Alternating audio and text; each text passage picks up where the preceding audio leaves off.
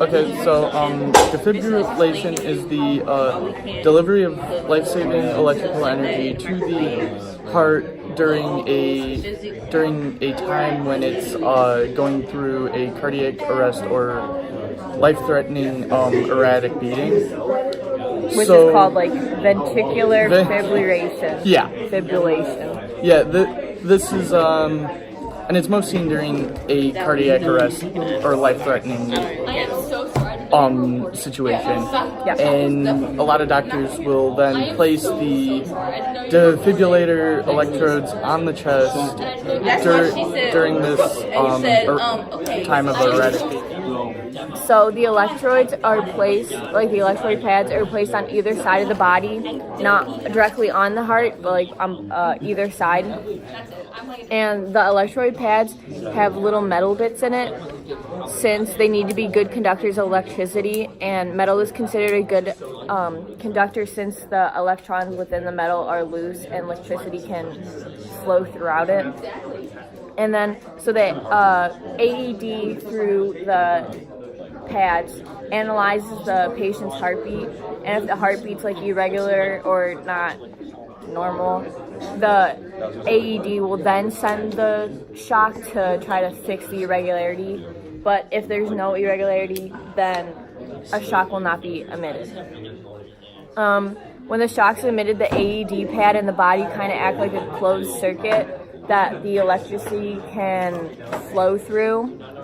And the shock that's like sent is a flow of electronic charge, and the charge is carried by electrons moving throughout the wire in the electron pads, so it flows through here to the conductor, into the pads, and delivered to the body. Okay, so in a lot of shows and movies, really no show like basically Grey's Anatomy, I guess, to a lot of people is complete without someone yelling clear at some point. Check it out, Will. I'm the black dude on ER. Jazz, that is not a toy. It doesn't have to be a toy to be fun. Check this out. Claire! On a dying patient. So basically electricity can travel through metals, the ground, water, and even humans can act as a conductor. So if the doctor were to be touching the patient while the shock was delivered, they too would receive the shock. Yeah. The reason why a doctor might not want to also receive this shock is because Michael, go away. Because the AED sends out about 200 to like 300 volts or 3,000 volts of electricity, depending on the patient's like needs, or around 200 joules of electricity. And the reason why it's so high, considering some patients' needs, is that the electricity doesn't exactly go to the heart. It gets dispersed throughout the body and gets lost in the skin and the rest of the organs. And so this shock sent to the heart basically it doesn't stop the heart as some TV shows want to say. It basically resets it and fixes the erratic beating and kind of puts it back on track. And then once the heart is beating normal again, doctors will continue CPR and until the pulse of the heart is stable again.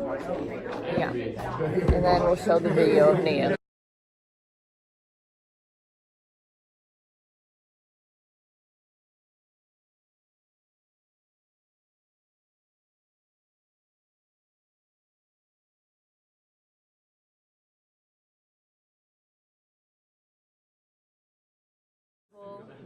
Of Nayeli, come here. Of how it might the electrons flowing through the electrical current in that electrode pads. How it works. Put your hand down. Okay. Is it wet? It's not wet, it's sticky. Your head. Yeah. Okay. Tell me if it hurts, yeah? No, it's not on. Okay. Oops. So you can see your hand. I'm going to turn it on. And it's not on. Can you see your fingers? Wait, don't put it down. Can you see your fingers switching? Does it hurt? No, it feels weird. Actually, keep it going. Put your hand up in the air. Is your finger... Are you naturally doing that? No. Try to straighten them. So you can see that humans can act as like a conductor and the electricity is flowing through her muscles. Okay, yeah. Oh, it hurts? Yeah. Okay. You just kept putting it up. Okay, yeah. Okay, let me turn it off. Oh god. Jeez.